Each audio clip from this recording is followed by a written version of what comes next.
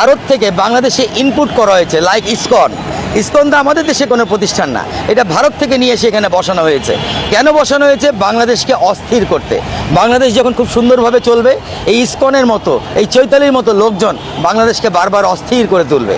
এই জন্যই চৈতালিদেরকে বাংলাদেশে পাঠানো হয়েছে। এরা অ্যাকচুয়ালি বাংলাদেশি না। এদের যদি বাপদাদার 14 গোষ্ঠী আপনি ইতিহাস ঘাটেন, এরা দেখবেন ভারত থেকে ট্রান্সফার হয়ে এখানে এসছে। আমি চ্যালেঞ্জ করলাম আপনাদেরকে, দেখেন বাংলাদেশে আসলে দুই ধরনের হিন্দু আছে।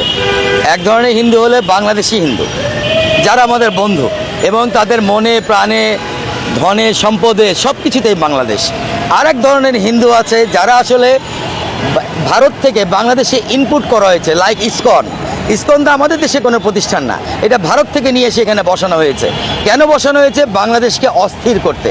বাংলাদেশ যখন খুব সুন্দরভাবে চলবে, এই ইসকনের মতো, এই চৈতালির মতো লোকজন বাংলাদেশকে বারবার অস্থির করে তুলবে। এই জন্যই চৈতালিদেরকে বাংলাদেশে পাঠানো হয়েছে। এরা অ্যাকচুয়ালি বাংলাদেশি না। এদের যদি বাপদাদার 14 গোষ্ঠী আপনি ইতিহাস ঘাটেন, এরা দেখবেন ভারত থেকে ট্রান্সফার হয়ে এখানে এসছে। আমি চ্যালেঞ্জ করলাম আপনাদেরকে, আপনারা ঘাটুন ওর ইতিহাস। আপনি দেখবেন কোনো না কোনোভাবে সে ভারতের সম্পদশালী, সে বাংলাদেশের টাকা ইনকাম করে ভারতে পাঠায় এবং ভারতে তার সমস্ত আত্মীয় স্বজন পরিজন সবাই ওখানে আছে। সে শুধু বাংলাদেশে এসছে বাংলাদেশকে ধ্বংস করে দেওয়ার জন্য। তবে যেহেতু কূটনৈতিক একটা ব্যাপার আছে, কূটনৈতিক ব্যাপারে আমাদের সরকার সরাসরি তার গলায় হাত দিতে পারে না, যেটা আমরা পারি, আমরা করছি। তো কূটনৈতিক ব্যাপারে সরকার তাকে হাত দিতে গেলেই দেখা গেল যে সাধারণ যে হিন্দুরা আছে তারাও মনক্ষুণ্ণ হবে।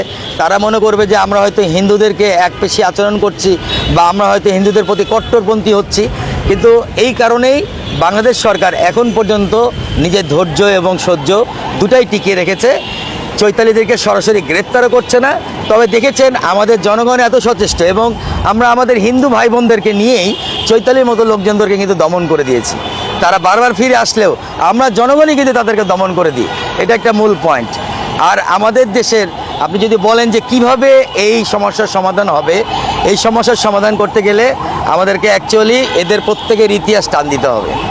এই ইতিহাসে কোন কোন মানুষটা, আমি শুধু হিন্দু বলবো না, কোন কোন মানুষটা পূর্ববর্তী জেনারেশন থেকে এইখানে আসছে, তাদের ব্যাকগ্রাউন্ড কি, কারা কারা বিগত 17 বছরে মানে ভারতের সাথে অতিরিক্ত দহরম মহরমে গেছে, বেশি পেয়ারে হিন্দ হয়ে গেছে। এইসব লোকজনদের আপনি যখন তালিকা করবেন এবং তাদেরকে যখন এখান থেকে উচ্ছেদ করবেন, বাংলাদেশের নাগরিকত্ব ছিনিয়ে নেবেন, তাদের যে সম্পদ, এগুলো তো আসলে বাংলাদেশের সম্পদ।